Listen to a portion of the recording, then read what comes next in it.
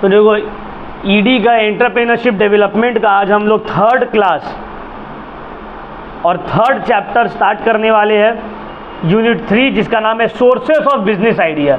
Unit 3 start किए आज करने वाले, जिसका नाम है सोर्सेस ऑफ बिजनेस आइडिया। ठीक है ना, मतलब बिजनेस आइडिया का क्या क्या सोर्स है, कितना तरह से कितना जगह से बिजनेस आइडियाज तुमको मिल रहा है। तो स्टार्ट कर देंगे। सबसे पहले बिजनेस आइडिया का मतलब क्या है, what do you mean by business idea, बोलो। बिजनेस आइडिया का मतलब idea of a business, a concept that can be used to make money is called business idea. वो कॉन्सेप्ट या वो आइडिया जिससे तुम पैसा बना सकते हो, बिजनेस खड़ा कर सकते हो, उसी को बोलते हैं business idea. Business idea is mainly focus on a product on service. अब देखो तुम पैसा कैसे कमाओगे, how will you earn money, या तो तुमको कुछ प्रोडक्ट बेचना होगा, या तो तुमको कुछ सर्विस बेचना होगा, या तो तुम कोई सामान बेचोगे, है ना, फल बेचो, फ्रूट बेचो, कपड़ा बेचो या सर्विस दो। समझ में आ रहा है, ये दोनों ही तरीके से पैसा कमाया जा सकता है। Although business idea has the potential to make money, but it has no commercial value। अब देखो बिजनेस आइडिया के अंदर सलाहियत है कि वो पैसा कमा कर दे सकता है, लेकिन उसका अपना कोई वैल्यू, आइडिया का कोई वैल्यू नहीं है। एक्शन होगा उसके ऊपर तब वैल्यू बनेगा, अदरवाइज ऐसे देखो ना, अश्नीर ग्रोवर क्या बोला था कि हिंदुस्तान में 140 करोड़ जनता है, अगर डेली दिन भर दो आइडिया भी सोच लेगा तो दिन का 280 करोड़ आइडिया हो जाएगा। तो आइडिया का पैसा मिलता है नहीं, पैसा किसका मिलता है, इम्प्लीमेंटेशन का। समझ में आया, तो आइडिया का अपना कोई वैल्यू नहीं होता है। नेक्स्ट देखो, the primary task of a dynamic entrepreneur is the generation of an idea that is new and worth for further use. तो प्राइमरी काम जो रहता है कि एंटरप्रेन्योर के, इससे पहले हम लोग एंटरप्रेन्योर पढ़े, देखो सब चैप्टर इंटरलिंक्ड है। एंटरप्रेन्योर वाला चैप्टर में हम लोग पढ़े हैं ना, तो मेन काम एंटरप्रेन्योर का क्या रहता है, प्राइमरी पहला काम कोई आइडिया जनरेट करना, सोचना जिसको मार्केटेबल हो सके, समझ में आया, जिससे पैसा बनाया जा सके। Generation of idea of a product or a service involves creativity on the part of entrepreneur and it mainly arises from consideration। अब देखो जनरेशन ऑफ आइडिया के लिए क्रिएटिविटी चाहिए। हो सकता आज से अगर अभी मान लो आज से 15-16 साल पहले अगर वो बिजनेस जो आज बिलियंस ऑफ डॉलर्स का है, उसका आइडिया कोई बनाएगा तो आदमी बोलेगा नहीं ये नहीं चलेगा, ये क्या है, कौन सा कॉन्सेप्ट है। अगर तुमको कोई बोले ये बात कि एक आदमी आएगा, तुमको जहाँ जाना है, तो देखो अगर अभी तुमको बोले कि आज से 20 साल पहले 2020 में चले जाओ, 2000 में चले जाओ, तुमको बोलेगा कि एक अनजान आदमी है, तुम फ़ोन करोगे, मैसेज करोगे, एक अनजान आदमी आएगा और तुमको जहाँ जाना है बाइक में बैठा के छोड़ देगा और तुम उसको पैसा दे देना। आदमी बोलेगा ये आइडिया चलेगा, हट ऐसा थोड़ी होगा, किसी के साथ भी आदमी बाइक में बैठ जाएगा, पता नहीं कहाँ ले आके मार वार दे बाबा, छीन बीन ले सामान, है ना। तो कोई सोचता है ये आइडिया सक्सेसफुल होगा, नहीं। कोई सोच सकता है ये आइडिया सक्सेसफुल होगा, नहीं। अगर कोई बोले, हम लोग के टाइम में जब हम लोग जूनियर क्लास में थे कि बाबू ऑनलाइन फ़ोन से पढ़ो, अब पापा को बोल रहे पापा हम फ़ोन से पढ़ाई कर रहे, तो घर वाले लोग मानते हैं कि आप फ़ोन लेके पढ़ाई होगा, नहीं। बट देखो आज ऑनलाइन बिजनेस जो है एडुकेशन का कितना चल गया, समझ में आ रहा है। तो ऐसा कोई आइडिया सोचना जो आगे चलकर हिट हो जाए, चल जाए, समझ में, इसको ही क्या बोलते हैं, बिजनेस आइडिया। तो एंटरप्रेन्योर का ये प्राइमरी काम रहता है, ठीक है।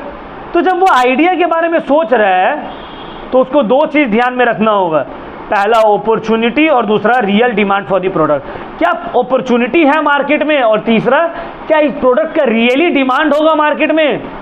जैसे कि शार्क टैंक में देखे थे ना, वो क्या लेके आ गया था, ग्लास का मास्क, क्या नाम था उसका, है ना, ग्लास का मास्क। तो देखो उसको पहले सोचना चाहिए था कि अब अपॉर्चुनिटी है मार्केट में इसका, ये प्रोडक्ट क्या रियल में कोई डिमांड है, कोई डिमांड इसका नहीं है। समझ में आया बात।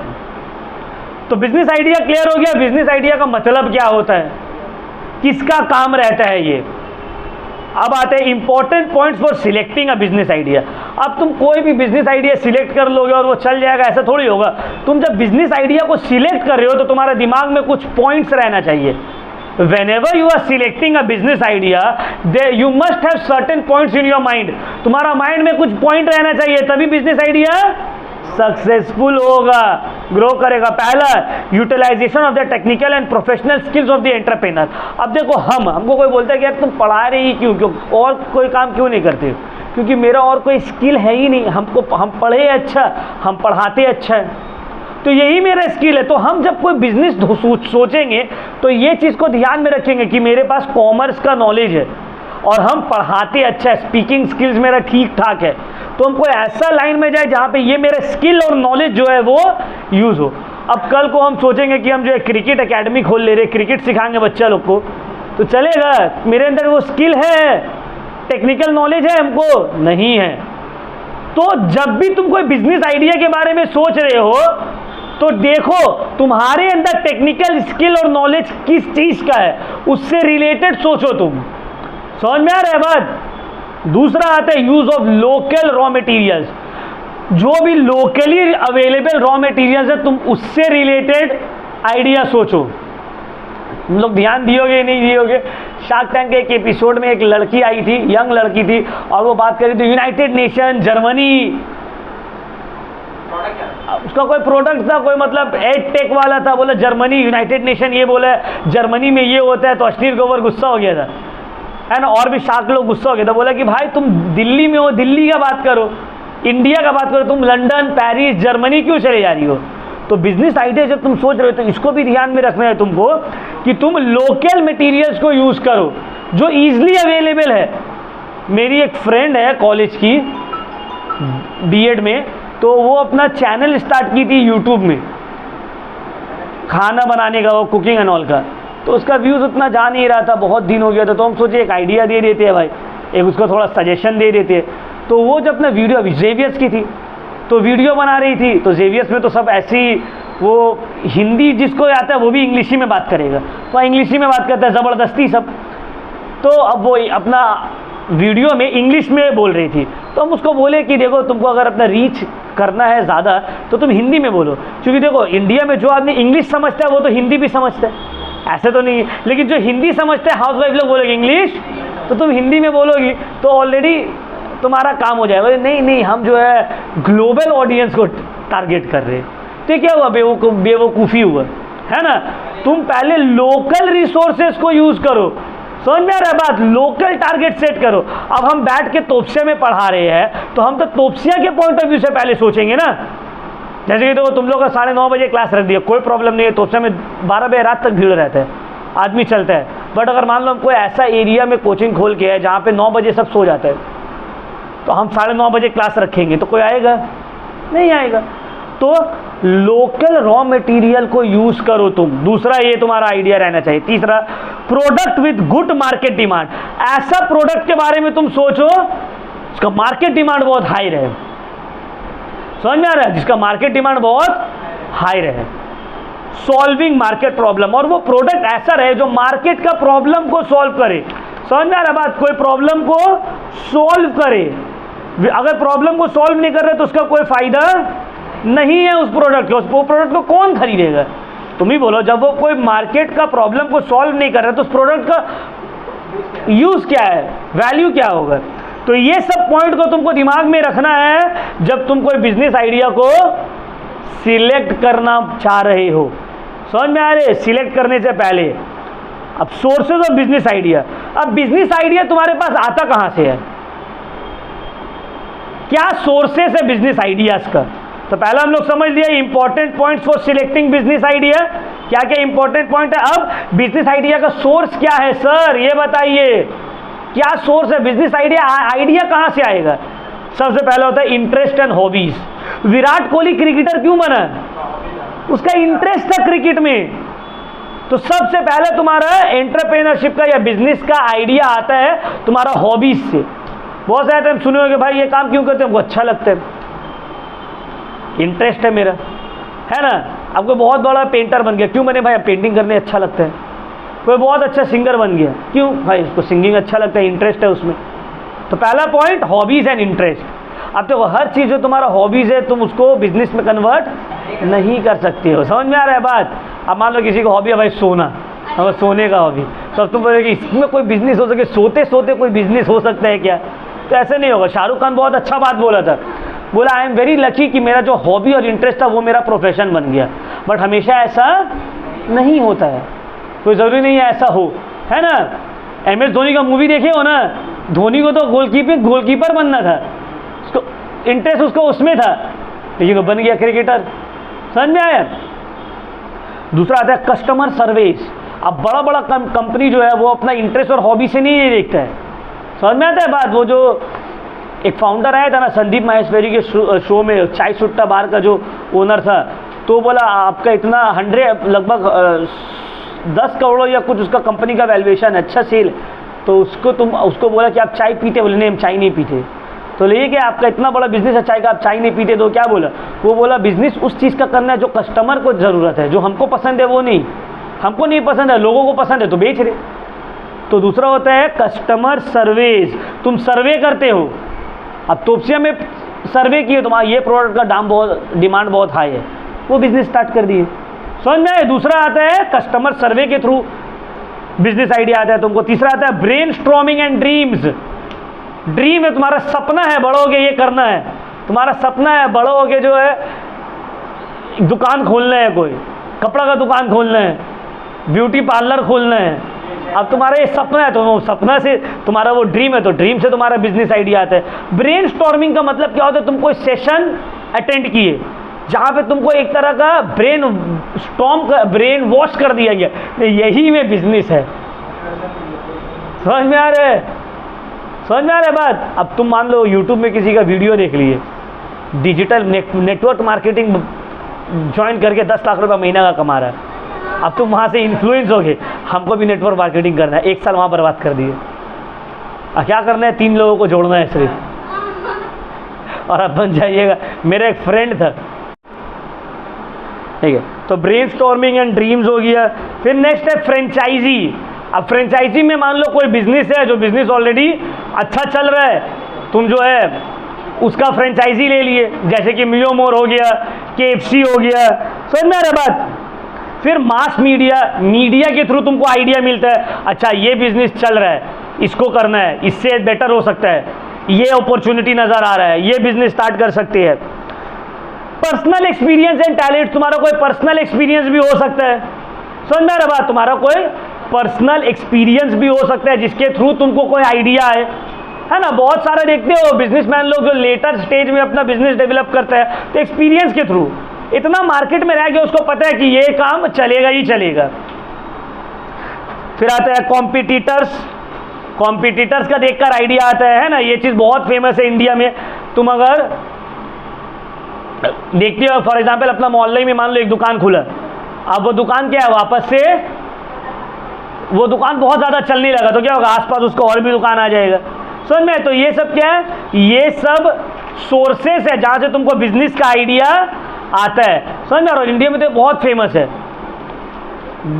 देख लो, अब मान लो अपना कोई रिश्तेदार में किसी का बेटा वो इंजीनियरिंग कर रहा है, अब घर से प्रेशर आना चालू, तुमको भी इंजीनियरिंग करना है, तो कहाँ से? कॉम्पिटिटर के थ्रू आइडिया आ रहा है।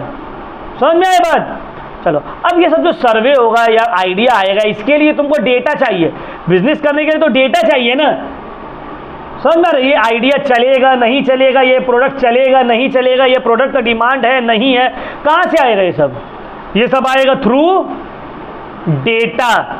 अब डेटा 2 तरह का होता है, प्राइमरी डेटा और सेकेंडरी डेटा।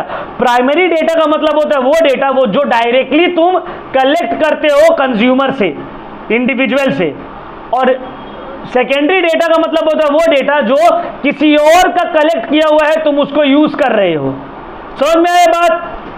अब देखो, प्राइमरी डेटा कलेक्ट करने का बहुत सारा तरीका है। एक है direct personal interview.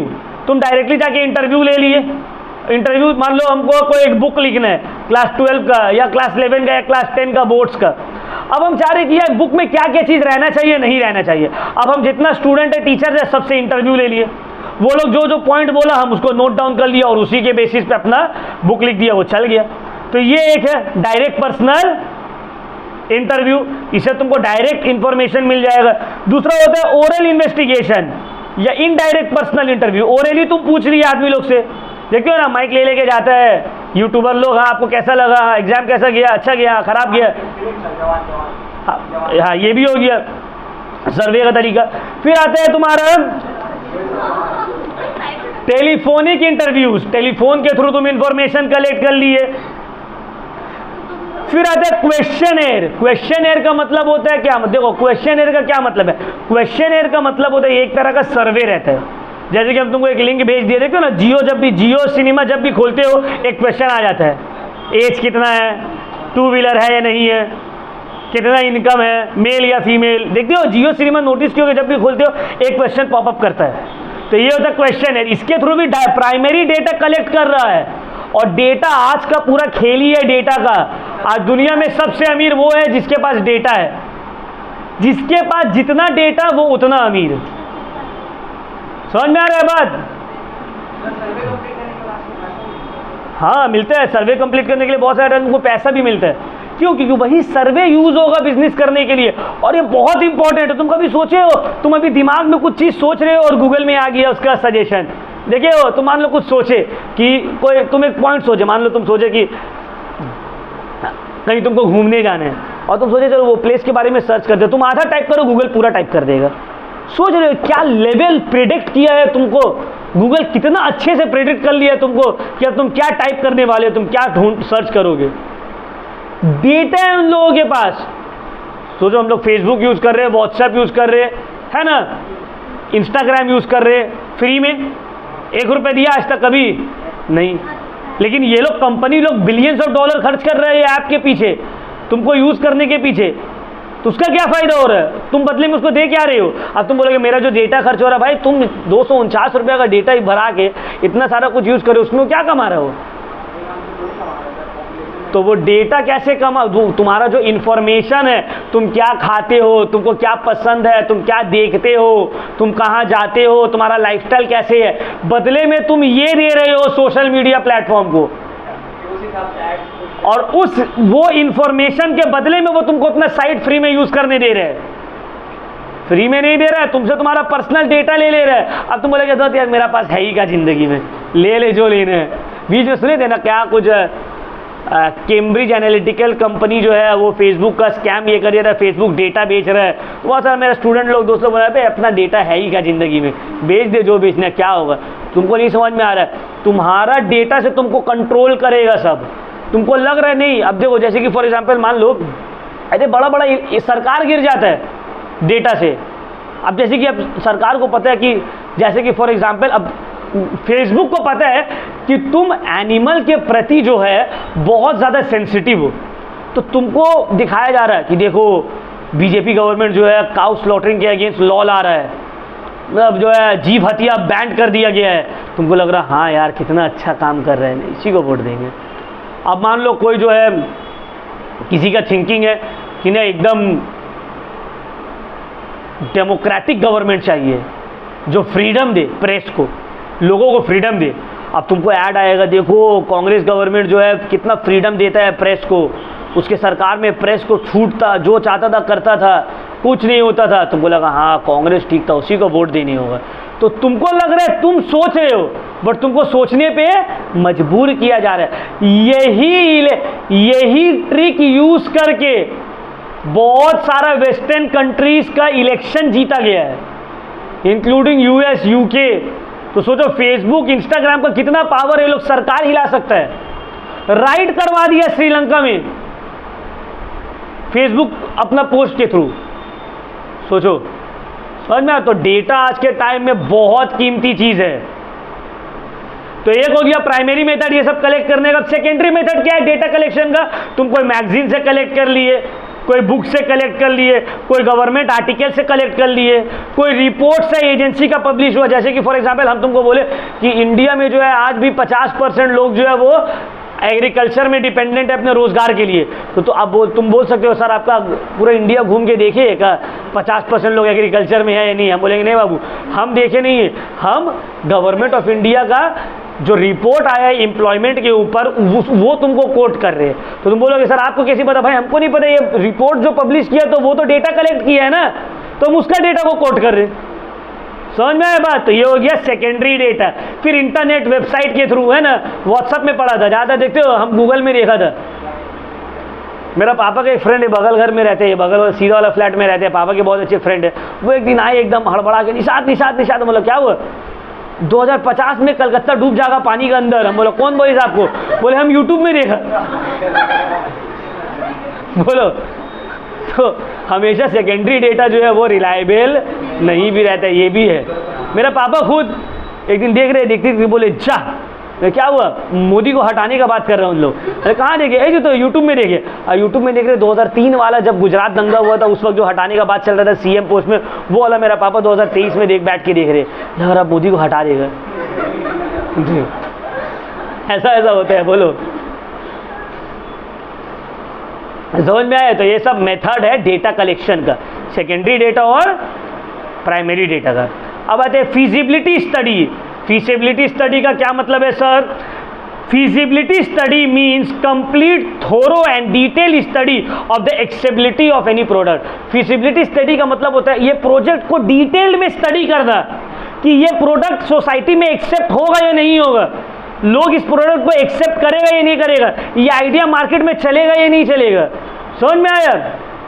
It acts as a guidelines for the implementation of the product and it also highlights the various risks involved in the product and the chances of success of the product. अब feasibility study में ये product को implement कैसे किया जाएगा, क्या क्या risk involve है ये प्रोडक्ट में, कितना चांसेस है सक्सेसफुल होने का, ये सब आ जाएगा इस स्टडी में। समझ में आया? तो फीजिबिलिटी स्टडी बहुत इंपॉर्टेंट है कोई भी प्रोजेक्ट को इंप्लीमेंट करने से पहले। अगर तुम इंप्लीमेंट करने से पहले फीजिबिलिटी स्टडी नहीं करते हो तो तुम्हारा मामला हो गया क्लियर। समझ में आ रहा है बात? अब सर क्या ज़रूरत है फीजिबिलिटी स्टडी करने का? बिस्मिल्लाह बोल के स्टार्ट करो, है ना? तो बहुत रीज़न है। क्या ज़रूरत है फीजिबिलिटी नीट का? बोलते हैं हम लोग, अरे इतना क्या पढ़ना है यार, भगवान का नाम लेके स्टार्ट करो, ऊपर वाला का नाम लेके स्टार्ट कर दो। ऐसे नहीं होता है। समझ में आ रहा है? फीजिबिलिटी स्टडी बहुत इंपॉर्टेंट है, डिटेल्ड स्टडी इंपॉर्टेंट है उस प्रोजेक्ट को लेकर।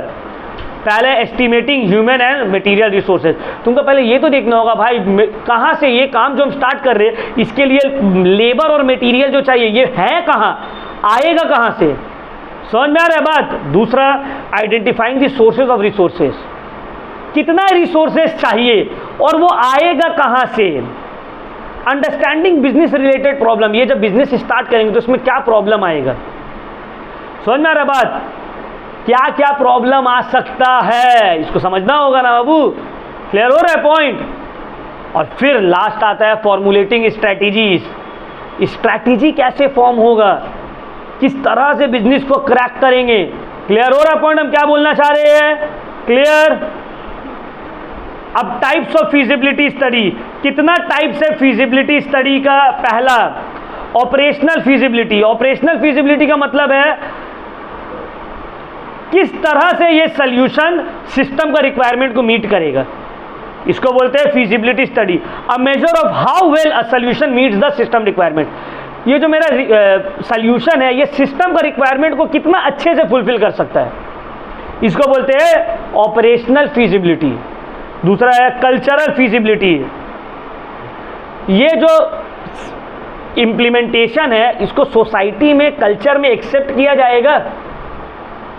जैसे कि फॉर एग्जांपल हम लोग के यहाँ पे मैरिज जो है बहुत बड़ा चीज़ है, बहुत खर्च करता है सब उसमें। तो हम लोग ऐसा कोई प्रोडक्ट, अगर कल को अगर कोई आके बोले कि हम ऐसा कोई प्रोडक्ट बना रहे हैं जहाँ पे मैरिज जो होगा, जो शादी जो होगा 10 आदमी से हो जाएगा, कोई टेंशन है, कोई खर्च नहीं होगा, आदमी इसको एक्सेप्ट करेगा नहीं। हम लोग यहाँ कल्चर में क्या है, मैरिज मतलब बड़ा चीज़, ज़िंदगी में एक बार हो रहा है, 1000 आददमी को बुलाएंगे, मोहल्ला को दिखाना है, अपना रईसी कैसे दिखाएंगे, है ना? एक आदमी अपना रईसी कैसे दिखाएगा? अब तुम क्या खा रहे हो शादी में खर्च करके, शादी करके नहीं, शादी में खर्च करके, है ना? तो जनरली इंडिया में देखो कुछ कुछ ओकेशन रहता है जहाँ तुम अपना रईसी दिखाते हो, जिसमें से एक बहुत बड़ा ओकेशन है शादी, है ना? अब मान लो तुम खाना क्या कर रहे हो, घर में तुम डेली मटन खाओ तो हम थोड़ी देखने आ रहे हैं, मोहल्ला वाला थोड़ी देखने आ रहा है। तुम अच्छा पढ़ रहे हो, लिख रहे हो तो ये मोहल्ला वाला थोड़ी देखने आ रहा है, है ना। जैसे हम बोल रहे इस तरह से तुम अपना रईस ही नहीं दिखा सकते हो। शादी में तुम 2000 आदमी को बुला लिए, 1.5-2 करोड़ रुपया खर्चा कर लिए, 10 लाख का हॉल ले लिए, फिर भी आदमी आके बुराई करके चले जाएगा, तो साला खाना अच्छा नहीं था, है ना। तो कल्चर में किस तरह से वो अडॉप्ट होगा, जैसे कि अपना जो कल्चर है ना, हम लोग का, अब देखो सब कल्चर अलग अलग है, समझ में आ रहा बात। तो कल्चर में किस तरह से अडॉप्ट होगा वो, ये देखने, इसको बोलते हैं कल्चरल और पॉलिटिकल फिजिबिलिटी। फिर है टेक्निकल फिजिबिलिटी, क्या अपने कंट्री का या अपना सोसाइटी का टेक्निक, ये जो प्रोडक्ट इसका टेक्निकल फिजिबिलिटी सही है। देखो कुछ कुछ काम जो है बीजेपी का बहुत अच्छा है, और बाद स्टार्टिंग में बहुत मजाक उड़ा था, बट आज वो सबको गलत साबित कर दिया। टेक्निकल फिजिबिलिटी देखना बहुत इंपॉर्टेंट है। जब यूपीआई निकला तो हम लोग को हट यार यूपीआई क्या होगा, आधा से ज़्यादा आदमी का तो बैंक अकाउंट ही नहीं है। अब बैंक अकाउंट हो भी जाएगा तो यार फ़ोन थोड़ी है सबके पास, फ़ोन भी सबके पास आ जाएगा तो भाई थोड़ी ना नेट थोड़ी है, क्या ट्रांजैक्शन होगा। आदमी लोग हट इंडियन लोग करेगा, ट्रांजैक्शन करेगा, फालतू चीज़ है ये सब, नहीं चलेगा। आज इंडिया का अगर हमसे पूछा जाए अब तक आपका सबसे फेवरेट चीज़ क्या है इंडिया का, वो हम बोलेंगे यूपीआई। यूपीआई इंडिया का जो यूपीआई जो चीज़ है, उससे बेस्ट इंडिया में आज तक कोई इनोवेशन मेरे हिसाब से हमको नहीं लगता है हुआ। और आज देखो यूज़ कहाँ हो रहा है यूपीआई, ठेला में बाहर अंडा खरीदने जाओ यूपीआई, शरबत पीने जाओ यूपीआई, है ना। मोदी दुकान में मोदी दुकान तो दूर का बात है, फुट में फुचका बिक्री हो रहा है यूपीआई, है ना। सब थोड़ा दिन में देख लो भिखारी लोग जो आएगा वो बोले खुदरा नहीं है, फट से निकाल के देगा। एक जगह हम देख भी रहे थे, पता नहीं सच है झूठ है, एक आदमी भीख मांग रहा था ऐसे, बोला नहीं है माफ़ करिए, तो वो अपना प्याला घुमा देता है, लो स्कैनर स्कैन कर दो, स्कैन करके दे दो। तो मतलब देखो टेक्निकल फिजिबिलिटी था प्रोडक्ट का, समझ में आ रहा है बात। अब तुम ऐसा कोई प्रोडक्ट निकाले जिसका टेक्निकल फिजिबिलिटी है ही नहीं, टेक्निकली वो चलेगा ही नहीं, तो ये भी है टेक्निकल फिजिबिलिटी देखना। शेड्यूल फिजिबिलिटी कि टाइम टेबल सही है या नहीं है। देखो हम जो अपना यूट्यूब चैनल स्टार्ट किया इसका टाइम सही नहीं था। क्यों सही नहीं था, हमको स्टार्ट करना चाहिए था जनवरी में, जब एग्ज़ाम से थोड़ा पहले, बट हम स्टार्ट किए मई में। जब मई में कौन पढ़ता है सब सिलेक्शन में फेल होने के बाद, है ना। उन्हें पढ़ने होगा, ट्यूशन सर तो पढ़ाएगा नहीं, तो ऑलरेडी पढ़ा दिए, अब वो यूट्यूब सर्च करेगा, यूट्यूब में कहाँ है ये। तो शेड्यूल फिजिबिलिटी कि कौन सा टाइम पीरियड सही रहेगा। देख तो सब अपना पिक्चर लगा निकालता है ईद में, न्यू ईयर में, क्यों, शेड्यूल फिजिबिलिटी भी इंपॉर्टेंट है ना। इकोनॉमिक फिजिबिलिटी, भाई कॉस्ट इसका ठीक ठाक रहना चाहिए, कॉस्ट इफेक्टिव, इतना नहीं कि आदमी खरीदे ही ना। एंड लास्ट लीगल फिजिबिलिटी, कोई ऐसा प्रोडक्ट नहीं बना दो कि साला फंस जाए कल जाके आदमी, लीगल रहे, समझ में आए, वो इलीगल ना रहे। क्लियर हुआ पॉइंट।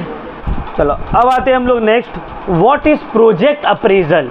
प्रोजेक्ट अप्रेजल का क्या मतलब है, assessing the viability or feasibility of a proposed project by the lending institution is called project appraisal। क्या मतलब है इसका, assessing the viability of a proposed project by the lending institution is project appraisal। देखो अब हम सोचे एक बड़ा सा शॉपिंग सेंटर खोलेंगे, अब शॉपिंग सेंटर खोलने के लिए तो पैसा लगाने वाला कोई चाहिए ना। अब मान लो एक बैंक है या एक फाइनेंशियल इंस्टीट्यूशन है जिसको मेरा ये प्रोजेक्ट ठीक लगा, तो वो आएगा एसेस करेगा, भाई ये जो मॉल खोलने मांग रहा है चलेगा या नहीं चलेगा, चलेगा तो कितना चलेगा, मेरा पैसा रिकवर हो पाएगा या नहीं हो पाएगा, कितना प्रॉफिट हमको मिलेगा। इसी को बोला जाता है प्रोजेक्ट अप्रेजल। मतलब जो तुम्हारे प्रोजेक्ट में पैसा लगा रहा है, जो तुम्हारे प्रोजेक्ट में पैसा लगाने वाला है, वो तुम्हारा प्रोजेक्ट को एसेस कर रहा है, ठीक है या नहीं है, इसी को बोला जाता है प्रोजेक्ट अप्रेजल।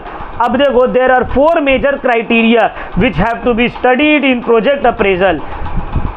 कोई भी प्रोजेक्ट को अप्रेजल से पहले, कोई भी प्रोजेक्ट को एसेस करने से पहले 4 बेसिक क्राइटेरिया रहता है। क्या क्या है, पहला है टेक्निकल फिजिबिलिटी, तुम उसका चेक करते हो, समझ में आ रहा है, ये सब टेक्निकल फिजिबिलिटी एंड ऑल क्या है, ये सब ऊपर हम ऑलरेडी बता दिए।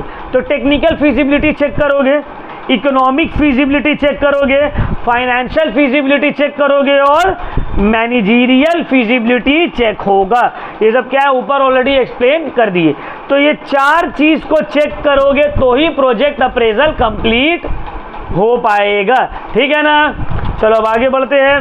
टेक्निकल, अब एक एक करके हम लोग पढ़ेंगे इसको। Technical feasibility of the project, इसमें तुम क्या क्या चेक करोगे? टेक्निकल फीजिबिलिटी ऑफ प्रोजेक्ट्स में तुम क्या क्या चेक करोगे?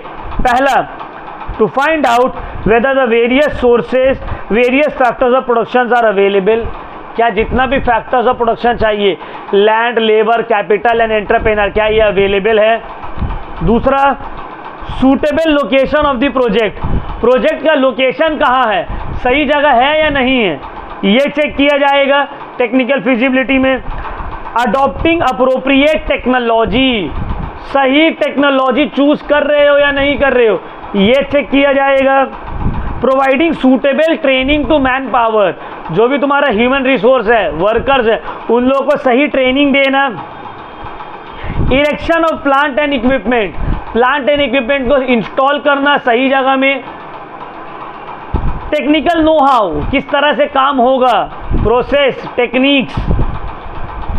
सूटेबल प्लांट लेआउट, प्लांट किस तरह से सजा के रखा जाएगा, प्लांट वो पेड़ पौधा वाला प्लांट का बात नहीं हो रहा है, मशीनरी का बात हो रहा है, ठीक है। Clearance for pollution from the pollution board, ये मिल जाना चाहिए पोल्यूशन बोर्ड की तरफ से सर्टिफिकेट पोल्यूशन क्लियरेंस का। Environment clearance certificate under the environment protection act. Patents right, trademark, ये सब चीज चेक किया जाएगा टेक्निकल फिजिबिलिटी में प्रोजेक्ट का, ठीक है। तो टेक्निकल फिजिबिलिटी चेक करना है तो ये सब पॉइंट आपको चेक करना पड़ेगा, समझ में आया? चलो आगे, economic feasibility of the projects. Economic, कोई भी प्रोजेक्ट का इकोनॉमिक फिजिबिलिटी में आप क्या क्या चेक करिएगा? पहला, market share of the product, ये जो प्रोडक्ट हम बना रहे हैं इसका मार्केट शेयर कितना है। जैसे कि फॉर एग्जांपल मान लो चश्मा, अब चश्मा का मार्केट शेयर बहुत बड़ा है, अब हम देख रहे हैं यार इसमें जो है 2-3 कंपनी सिर्फ डोमिनेट कर रहे हैं, हम भी जाते हैं, समझ में आया? Various sources of finance available and there cost, कहाँ कहाँ से पैसा आपको मिल सकता है और वो पैसा को रेस करने का क्या खर्च पड़ेगा। ऐसा ना हो 1 लाख रुपए लेने के लिए 2 लाख रुपए खर्च कर दे रहे, तब तो कोई बेकार हो गया ना, तब तो कोई काम का नहीं हुआ। Expected cash inflow and cash outflow, इस प्रोजेक्ट से कैश इनफ्लो, पैसा कितना आएगा और कितना लगाना पड़ेगा। Cost of the project, overall project का कॉस्ट क्या होने वाला है। प्रॉफिट मार्जिन मेरा कितना रहेगा। कॉस्ट ऑफ प्रोडक्शन, प्रोडक्शन का कॉस्ट क्या होगा। Future growth of the project, इस प्रोजेक्ट में फ्यूचर में कुछ ग्रोथ है या नहीं है। या देखो हर प्रोडक्ट या सर्विस स्टार्टिंग में प्रॉफिट जनरेट करके नहीं रहता, याद है? स्टार्टिंग में जियो फ्री में दिया, अब कमा रहा, ओला उबेर फ्री में राइड दे रहा, अभी कमा रहा है, सब मेकअप कर रहा है अभी। Gross and net earning, gross profit तुम्हारा क्या होगा और नेट प्रॉफिट तुम्हारा क्या होगा, और फ्यूचर प्रोस्पेक्ट्स क्या है, ये सब हम लोग पढ़ेंगे financial feasibility of the project में। क्लियर हुआ पॉइंट? ठीक है ना। तो देखो टेक्निकल फिजिबिलिटी पढ़ लिए, इकोनॉमिक फिजिबिलिटी फाइनेंशियल फिजिबिलिटी पढ़ लिए। अब इकोनॉमिक फिजिबिलिटी में market share of the product, demand for the product, उस प्रोडक्ट का कितना डिमांड है। Competition in the market, market में कितना ज़्यादा कंपटीशन है। प्रोडक्ट का life cycle and stages of growth. Future demand for the product, employment generate कर रहा है या नहीं कर रहा है। प्रोडक्ट का स्वॉट analysis, strength, weakness, opportunities and threat, ये सब आ जाता है इकोनॉमिक फिजिबिलिटी में। नेक्स्ट है managerial feasibility. Managerial feasibility project का कैसे चेक होगा। कंपिटेंसी ऑफ द बोर्ड, जो बोर्ड ऑफ डायरेक्टर्स है वो लोग कंपिटेंट है या नहीं, काम का आदमी है या टाइम पास वाला आदमी है। एक्सपीरियंस ऑफ द स्टाफ, ऐसे नहीं कि सब नया नवेला लड़का को लाकर बैठा दिए तो डुबा देगा, एक्सपीरियंस है कि नहीं है स्टाफ को। टेक्निकल कंपिटेंसी, टेक्निकल टीम कितना स्ट्रांग है। Problems that are likely to be encounter in the industrial relation, मतलब लेबर एंड ऑल से क्या प्रॉब्लम जनरली हो सकता है, ये सब पता है या नहीं। एक्सपीरियंस इन द फील्ड, उस फील्ड में आपका क्या एक्सपीरियंस है, ये सब आ गया मैनेजरियल फिजिबिलिटी में। क्लियर हुआ पॉइंट? तो अलग अलग चारों फिजिबिलिटी को हम लोग स्टडी कर लिए। चलो अब हम लोग आते हैं मीनिंग ऑफ बिजनेस प्लान और प्रोजेक्ट रिपोर्ट। बिजनेस प्लान का क्या मतलब है या प्रोजेक्ट रिपोर्ट का क्या मतलब है। Business plan can be defined as a written document of entrepreneur vision describing the strategy and operations of the proposed venture, and which also acts as a roadmap of where entrepreneurs are, where they want to be and how they want to get there. अब देखो, business plan जो है ये एक written document है कि entrepreneur अभी कहाँ है, कहाँ अपने आप को देख रहा है, किस तरह से बिजनेस को आगे बढ़ाएगा, किस तरह से ऑर्गेनाइजेशन का रोड मैप होगा, किस रास्ते से चल के वहाँ पहुँचेगा, कैसे करके सस्टेन होगा। अभी तुम लोग रिसेंटली देखे होगे मेरा स्टेटस में वली रहमानी का वीडियो हम लगाए थे, है ना। आज उसका नया वीडियो आया है कि इतना ज़्यादा जो ओवरवेलमिंग सपोर्ट मिला है, अब उम्मीद एकेडमी को वो किस तरह से आगे बढ़ाएगा। मतलब उनका कुछ प्लान होगा ना कि किस तरह से वो आगे बढ़ाएंगे, किस तरह से ये प्रोजेक्ट सक्सेसफुल होगा, उनका क्या टारगेट है, 10 साल में वो उम्मीद एकेडमी को कहाँ देखना चाह रहे हैं, उनका क्या ऑब्जेक्टिव है, उस ऑब्जेक्टिव को फुलफिल करने के लिए उनके पास क्या क्या प्लान है, वो अभी बोले हम एक नेक्स्ट वीडियो में ये सब आप लोगों को बताएंगे। तो इसी को बोला जाता है प्रोजेक्ट रिपोर्ट। इसको क्या बोला जाता है? Project report. कि आप अपने ऑर्गेनाइजेशन का क्या ऑब्जेक्टिव है, आपके ऑर्गेनाइजेशन का वो ऑब्जेक्टिव आपके ऑर्गेनाइजेशन किस तरह से फुलफिल करेगा, आपके पास क्या टेक्निक है, आपके पास क्या प्रेजेंटेशन है। समझ में आ रहा है? इसी को क्या बोला जाता है? Project report. तो समझ में आ गया। Significance of writing the project report या प्रोजेक्ट प्रपोजल या बिजनेस प्लान, इसको लिखने का क्या इंपॉर्टेंस है? पहला, रिड्यूसिंग टेंशन। इससे क्या होता है? टेंशन रिड्यूस हो जाता है। हाँ भाई, मेरा ये गोल है, ये एम है, सबसे पहला इसका इंपॉर्टेंस। दूसरा, फाइनेंशियल हेल्प फ्रॉम बैंक और इक्विटी और फंडिंग। अब देखो, जैसे कि वली रहमानी जो है, मिस्टर वली रहमानी, वो अपना प्लान बताए तो उनको फाइनेंशियल हेल्प मिला ना लोगों से। क्यों? हम लोग को अच्छा लगा कि यार एक यंग लड़का, 24-25 साल का लड़का ये एज में इतना कुछ करने मांग रहा है, मतलब स्कूल खोलने का बात कर रहा है सोसाइटी के लिए, बहुत अच्छा चीज़ है, चलो हम लोग सपोर्ट करते हैं। तो इससे क्या होता है? अगर आपके पास प्रोजेक्ट प्लान है तो आपको फाइनेंशियल हेल्प भी मिलेगा। Third, road map. आपके पास एक रोड मैप रहता है कि किस तरह से हम अपने गोल को अचीव करेंगे, क्या क्या हमको करना पड़ेगा। अट्रैक्ट लेंडर्स और बिजनेस पार्टनर्स एंड वेंडर्स। इस तरह से बिजनेस पार्टनर्स एंड वेंडर्स लोग अट्रैक्ट होगा, है ना। बहुत सारे लोग अट्रैक्ट हुए उनके प्रोजेक्ट की तरफ कि नहीं, हम लोगों को भी इसका साथ देना है, हम लोगों को भी इसका पार्ट बनना है। Provide standard which actual performance can be measured. अगर आपके पास एक प्रोजेक्ट प्लान नहीं रहेगा तो आप अपने परफॉर्मेंस को मेजर किससे करिएगा, है ना। कि भाई मेरे पास एक प्लान है, उस प्लान से तो हम मेजर करेंगे ना। अलायंसेस, बहुत सारा ग्रुप्स फॉर्म होगा, हेल्प करेगा आपको लोग। ब्लूप्रिंट ऑफ द ऑर्गेनाइजेशन, वो ऑर्गेनाइजेशन के एक तरह का ब्लूप्रिंट हो जाएगा कि उसके बेसिस पे ऑर्गेनाइजेशन आगे निकलेगा, उसके बेसिस पे हम लोग आगे निकलेंगे, ठीक है ना। चलो, कंटेंट्स ऑफ बिजनेस प्लान और project proposal. Sir, business plan में एक्चुअली रहता क्या है? बिजनेस प्रपोजल का कंटेंट्स क्या क्या रहेगा? जैसे कि फॉर एग्जांपल हर चीज़ का कंटेंट होता है ना, बुक्स का कंटेंट होता है, प्रोजेक्ट तुम लोग बनाते हैं तो कंटेंट रहता है, तो इसका भी तो कुछ कंटेंट होगा। क्या ही रहेगा? सबसे पहले रहेगा टाइटल पेज रहेगा एक। दूसरा, एग्जीक्यूटिव समरी, थोड़ा समरी में रहेगा ऑर्गेनाइजेशन किस चीज़ के बारे में क्या है। ओवरव्यू ऑर्गेनाइजेशन का। Market analysis and competition, market को किस तरह से आप एनालाइज किया, कौन कौन आपको कंपटीशन है। सेल्स एंड मार्केटिंग प्लान, आपका मार्केटिंग प्लान क्या है, सेल्स कैसे करेंगे प्रोडक्ट को। मैनेजमेंट प्लान आपके पास क्या है, ऑपरेटिंग प्लान क्या, किस तरह से ऑपरेशंस को चलाएंगे। फाइनेंशियल प्लान, पैसा कहाँ से आएगा ये सब करने के लिए। समझ में आए? ये सब कंटेंट्स है एक बिजनेस प्लान का या प्रोजेक्ट अप्रेजल का, ठीक है ना, प्रपोजल का।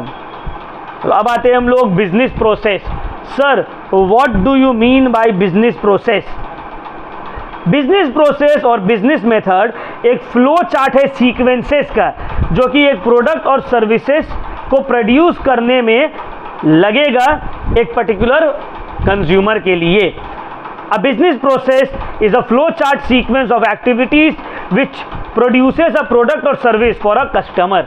अब देखो, फॉर एग्जाम्पल समझो हम एक कमोडिटी बना रहे हैं। अब एक कमोडिटी को बनाने का कुछ स्टेप्स होगा ना, सामान खरीदे, मशीन में डाले, मशीन से निकाले, पैकेजिंग डिपार्टमेंट में दिए, फिर डिस्ट्रीब्यूशन डिपार्टमेंट को दिए, वो प्रोडक्ट को कंज्यूमर तक पहुंचा दिया। तो एक पूरा एक सीक्वेंस है, लोगैरिथम है ना, सीक्वेंस है, चेन है, इसी को बोलते हैं लाइन से होगा, इसी को बोलते हैं बिजनेस प्रोसेस स्टेप्स। अब है BPD, business process design. Sir ये क्या है business process design? The act of creating a new process और workflow from scratch is called business process design. एक प्रोसेस को, एक एक्ट को, एक आइडिया को स्क्रैच से बनाना, मतलब कुछ नहीं, एकदम जीरो से बनाना, इसी को क्या बोलते हैं? Business process design. Business process design is the building block of any business which describe a series of repeatable steps for achieving some sort of business goal। अब देखो ये क्या है?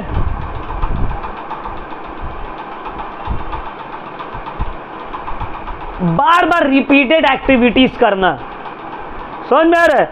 न्यू प्रोसेस और वर्क फ्लो को scratch से start करना, इसी को बोलते हैं बिजनेस प्रोसेस डिजाइन।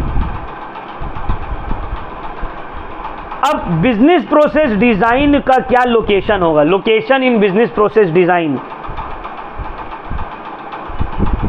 अब देखो ये बहुत इंपॉर्टेंट है, जो प्लांट्स है या इक्विपमेंट है उसका लोकेशन बहुत इंपॉर्टेंट है। समझ में आ रहा है बात?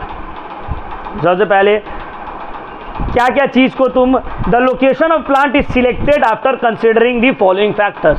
तुम्हारा प्लांट कहाँ पे रहेगा, तुम्हारा मैन्युफैक्चरिंग यूनिट कहाँ पे रहेगा, इसको डिसाइड करने से पहले तुम और भी कुछ चीज़ों को डिसाइड करते हो। क्या चीज़ों को डिसाइड करते हो? पहला रॉ मटेरियल सप्लाई। भाई रॉ मटेरियल कहाँ से आएगा? अब रॉ मटेरियल मिलेगा झारखंड में, झारखंड से तुम्हारा रॉ मटेरियल आ रहा है और तुम सोच रहे हो हम प्लांट सेटअप करेंगे केरला में, तो होगा? आसपास चाहिए ना raw material supply. Transport facilities किस तरह से है, नियरेस्ट लोकल मार्केट क्या है, लेबर अवेलेबल हो रहा है या नहीं हो रहा है, लैंड कहाँ पे सूटेबल आपको मिल रहा है, इन्वायरमेंट के ऊपर कहाँ पे इम्पैक्ट नहीं पड़ रहा है, पॉलिटिकल और स्ट्रेटेजिक कंसिडरेशंस देखने के बाद लोकल कम्युनिटी एक्सेप्ट करेगा या नहीं करेगा, ये सब देखने के बाद आप अपना प्लांट का लेआउट, प्लांट का लोकेशन को आप डिसाइड करते हैं। सही बोले या गलत? ठीक है, चलो अब आते हैं प्लांट लेआउट। प्लांट लेआउट का मतलब होता है arrangement of plant in a systematic manner. Plant को तुम किस तरह से सजाओगे? देखते हो बड़ा बड़ा फैक्ट्री में एक मशीन, दूसरा मशीन, तीसरा मशीन, चौथा मशीन एकदम लाइन से लगा हुआ रहता है। एक से काम हुआ, दूसरा में गया, तीसरा में गया, चौथा में गया। तो इसी को बोलते हैं प्लांट लेआउट। प्लांट को सजाना सिस्टमैटिक वे में, इसको ये क्या बोलते हैं? Plant layout. अब टाइप्स ऑफ लेआउट, एक होता है प्रोसेस लेआउट। प्रोसेस के हिसाब से तुम सजाए हो, प्रोसेस 1, प्रोसेस 2, प्रोसेस 3। दूसरा होता है प्रोडक्ट लेआउट। तुम प्रोडक्ट के हिसाब से लेआउट को सजाए हो, इससे ये प्रोडक्ट आ रहा है, इससे ये प्रोडक्ट आ रहा है, इससे ये प्रोडक्ट आ रहा है। फिर कॉम्बिनेशन लेआउट, अलग अलग कॉम्बाइन करके तुम अलग अलग प्रोसेस को कंबाइन करके मशीन को सजाए हो। फिक्स्ड लेआउट, जो फिक्स्ड रहता है, जो चेंज नहीं होगा बार बार। ठीक है, अब 7 steps of the business process life cycle. अब देखो बिजनेस प्रोसेस का 7 स्टेप्स है, बिजनेस प्रोसेस का लाइफ साइकिल का। वो क्या क्या है? सबसे पहला, डिफाइन योर गोल्स। आपका गोल क्या है, आपका एम क्या है, आपका मकसद क्या है। Plan and map your process. अब आप अपना मकसद डिसाइड कर लिया, अब उसको प्लान करिए। Select actions and assign stakeholders. Action initiate कीजिए और अलग अलग स्टेक होल्डर्स को डिटरमाइन कर लिए किसको किसको अपने साथ रखना है। Test the process. प्रोसेस को एक बार टेस्ट कर लो, उसके बाद टेस्ट में सही निकला, implement the process, monitor the results.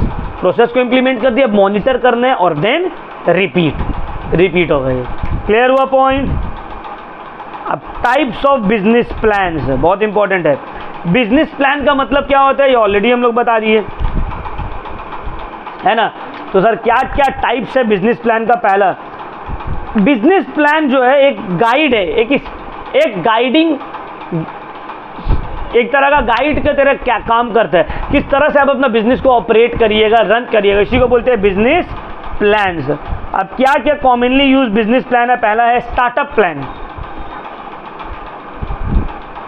जो एक स्टार्टअप बिजनेस के लिए रहता है। जो जस्ट स्टार्ट किया है, समझ में आ रहा है, न्यू बिजनेस के लिए। दूसरा है स्ट्रेटेजिक प्लान, जहाँ पे आप स्ट्रैटेजी किस तरह से फ्रेम करिएगा अपना बिजनेस का, किस तरह से वो चलेगा। तीसरा है फीजिबिलिटी प्लान, मतलब मेरा commodity. feasibility plan is written when a company is seeking a new business venture such as producing new product। feasibility plan को जब चेक किया जाता है जब एक कंपनी कोई नया प्रोडक्ट लॉन्च कर रहा है, तो देखते हैं feasibility plan ये चलेगा या नहीं चलेगा मार्केट में। ऑपरेशनल प्लान मतलब मेरा ऑपरेशंस या डे टू डे एक्टिविटीज किस तरह से चलेगा बिजनेस का, उस प्लान को हम लोग बोलते हैं operational plan. Expansion plan, business को ग्रो कराना है, बड़ा करना है, एक्सपैंड करना है, तो कौन सा प्लान लगेगा, expansion plan. What if plan का मतलब होता है वर्स्ट केस प्लान, एकदम गड़बड़ हो गया तो क्या होगा।